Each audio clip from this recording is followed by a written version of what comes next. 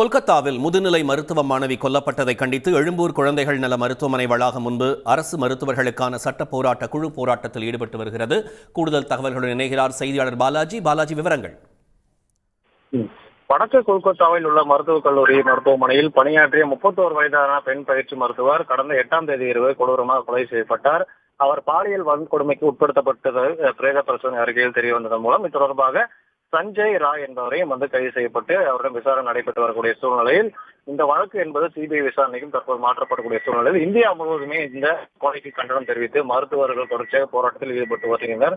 குறிப்பாக தமிழகத்தை பொறுத்தவரை தமிழகத்தில் இருக்கக்கூடிய அனைத்து அரசு மருத்துவமனையிலும் தினந்தோறும் போராட்டம் நடைபெற்றுள்ள சூழ்நிலையில் இந்த மாணவிக்கு கொலையை கண்டித்து தற்போது எழும்பூர் குழந்தைகள் நல மருத்துவமனை வளாகம் முன்பு அரசு மருத்துவர்களுக்கான சட்ட போராட்ட குழு தற்போது போராட்டத்தில் ஈடுபட்டு வருகின்றனர். குறிப்பாக இந்த கொலை செய்யப்பட்ட அந்த குற்றவாளிக்கு முழு தண்டனை, அதே போல இந்த கொலையில் அனைவரும் தண்டனை பெற வேண்டும், மருத்துவர்களுக்கு உரிய பாதுகாப்பு வழங்க வேண்டும் உள்ளிட்ட கோரிக்கைகளை வலியுறுத்தி இந்த கோஷங்களை எழுப்பி வருகின்றனர்.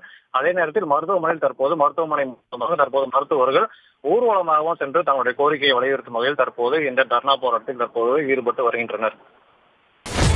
சன் நியூஸ் வாட்ஸ்அப் சேனலை ஃபாலோ செய்யுங்கள். QR கோடை ஸ்கேன் செய்து சன் நியூஸோடு இணைந்திருங்கள்.